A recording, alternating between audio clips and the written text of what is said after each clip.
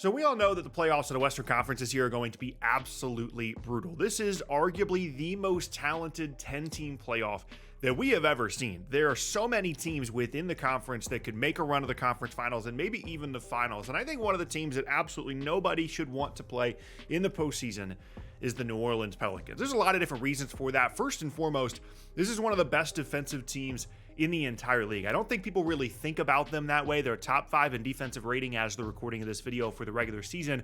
And I think generally speaking, when people think about the Pelicans, they think about the young talent, Zion, Brandon Ingram, CJ McCollum as kind of the veteran presence. They think a lot, I feel like, about the offense and the overall depth and the future and the draft picks and all this different stuff. But really the calling card for the Pelicans all season long has been defense. And it's not just because they're playing hard and that's, kind of a calling card for some teams. Their personnel, their length, their size is unbelievable from top to bottom. They don't really play, except for one or two guys, they don't really play a ton of truly bad defenders. I mean, yes, there are moments where Zion, Brandon Ingram, CJ McCollum, these guys aren't giving 100% effort, but even with that, they're still able to put together a top 5 defensive rating. And I think importantly for them, because we've seen teams in the past that have a really good regular season defense that doesn't follow through in the postseason, importantly for them, they can match up with anybody on either end of the floor. They have so much flexibility, they have so much depth, and from game to game, the coaching staff is going to have the ability to change things around to their advantage. And that depth allows them to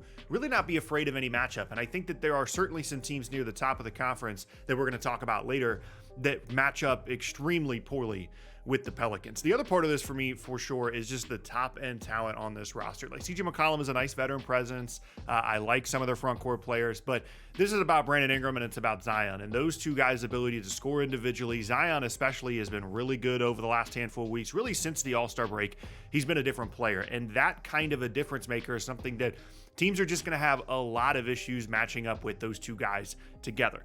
Now, on the negative side for New Orleans, there's two big things that kind of hold me back on this prediction a little bit. One, they don't shoot enough threes. They're bottom 5 in the league in three-point volume. They're top 10 in the league in three-point efficiency, which is nice. But generally speaking, there are going to be games where the other team is going to hit 18 to 23s and the Pelicans are going to hit 6, and they're just going to lose based strictly off the math. I know that sounds reductive, but when you are shooting this low of a volume from 3, that absolutely can be the case. I appreciate the efficiency, and I understand that having Zion and Brandon Ingram and CJ McCollum and all these guys that are really good in the mid-range and having as much size as they do a lot of work on the offensive glass and in the paint, and all that stuff is really good. But generally speaking, when you go into the postseason with low three-point volume, that is not a good sign. The other negative for them is their offense in the clutch is really, really bad. From a season-long perspective, their offensive rating in clutch games is bottom 5 in the league. They're worse than the Spurs in offensive rating in clutch games. Now, that is just a wide sample size, right? That doesn't account for who was or wasn't playing in the game, who they were or weren't playing in those particular games. There's more context to be added to that stat in particular, but the broad stroke of it is the Pelicans late in games offensively kind of fall apart. They don't really have an established hierarchy in terms of who's going to be getting the shot, who's playing well in a particular game. And so that's going to be an issue for them because a lot of these postseason games do end up being really close. Now, for more added context, there are other teams in the bottom 5 of this exact same category, like, for example, the Miami Heat. So it's not necessarily just, they're going to be terrible in the clutch because they're bottom 5 in this number, but it is certainly something to keep an eye on. But here's the number one thing that I really like about New Orleans as we go into the postseason in potential matchups against some of the top teams in the conference. Their style, kind of the way they play, fits really well with postseason basketball. I talked before about not having a high volume of threes. Like, that's definitely a negative. But as the game slows down a little bit more, gets a little bit more physical, they're allowed to guard even better than they were in the regular season. They have this like bruising style, this overwhelming size and length and physicality and depth that I think, especially over a longer series, could really start to wear down some of these other teams. I mean, you've got massive bodies in the front court. You've got someone like Herb Jones that is going to be able to bother the other team's best player. You've got incredible offensive talent, Zion and CJ McCollum and Brandon Ingram. And I just feel like their style of kind of grinding out games, guarding extremely well, being physical, getting on the offensive glass, I think that's going to be a problem for a handful of different teams. Most specifically, the team that I'm thinking about here for them is Oklahoma City. Oklahoma City is extremely good, and depending on how the matchups work out, this could be a first-round matchup between New Orleans and Oklahoma City, and I kind of hope that it will be, because The Thunder are kind of just the opposite end of the spectrum of New Orleans, right? They're a little bit more of a finesse team. They shoot a ton of threes. They shoot the ball extremely well, but they don't have the same kind of size, certainly in the front court, as New Orleans does. They have length, and they certainly have a good amount of depth, and they have SGA, who's incredible, but that's a matchup that I would be really intrigued with, because having to deal with New Orleans on the offensive glass, having to deal with them in the paint is going to be a massive challenge for Oklahoma City, and that's the case for a couple of the higher tier matchups for them potentially throughout the postseason. Obviously, dealing with Jokic and the Nuggets, dealing with Minnesota and Gobert and all of their size, but New Orleans specifically feels like a matchup that could really cause the Thunder some issues.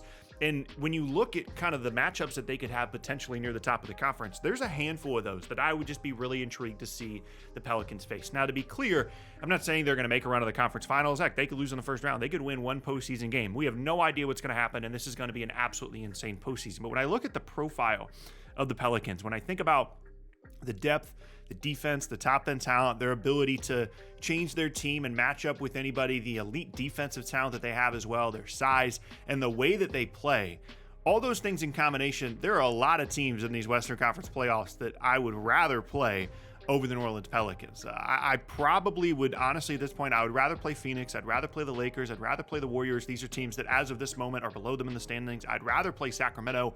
Above that, we'll see. But if I'm, the 1, 2, or the 3 seed, I do not want to see New Orleans. That's not something I want any part of. It is just going to be an extremely difficult matchup, and they're just such a unique team because we've been kind of waiting on them to take a leap for 2 years now, and they haven't necessarily made a leap this year, but I certainly think that defensively they've kind of figured out who they are, and they're obviously going to be able to continue to add pieces over the years, and I think they're certainly going to be heard from within the Western Conference over the next couple of seasons. But a dominant, Zion postseason series combined with how good they've been defensively all season long, I could easily see this team making a run. And I feel like one of the points for the video is just I feel like the conversation around them is just a little bit different than what it should be. I feel like a lot of the conversation is focused on, some of the offensive talent, some of the young guys that they have, kind of the excitement over what could happen in the future for New Orleans. I think they can make some noise this season. And again, I think it really does come down to a little bit less of a flashy style than I feel like typically the Pelicans are associated with that size, depth, length, athleticism, just really grinding out these games. Now, I will also say that there is a distinct possibility that they win like one game in the postseason, and then some big changes could be coming to New Orleans in the offseason. I don't think necessarily that means that it's going to be splitting up Brandon Ingram and Zion Williamson, but there could certainly be a coaching change. I feel like they could change up some stuff in the front court. Obviously, they have assets. They have the ability to make some moves in the offseason.